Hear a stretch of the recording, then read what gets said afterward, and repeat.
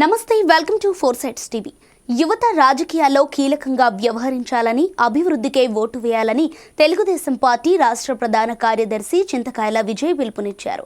తొలిసారిగా ఓటు హక్కు పొందిన వారి కోసం ధర్మసాగరం మదర్ నర్సింగ్ కాలేజీలో నిర్వహించిన అవగాహన కార్యక్రమంలో ఆయన పాల్గొన్నారు.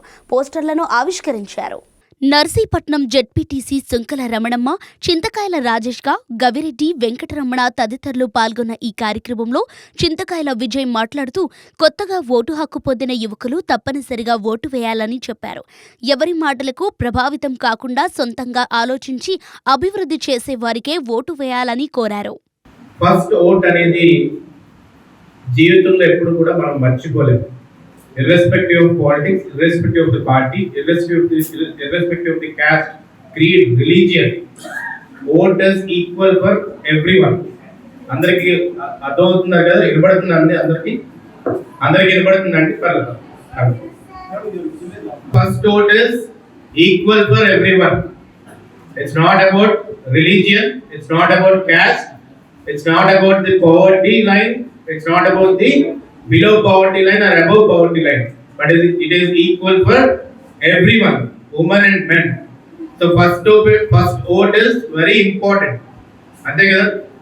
So first vote anedi deniki iyali anedi, you should have your own individuality, me own thought process tone you have to decide ఎవరికి ఓట్ వేయాలి.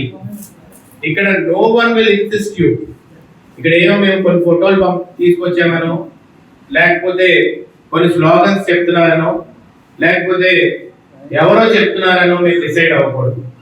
మీరు డిసైడ్ అవ్వాల్సింది ఏంటంటే, my first vote will be for development.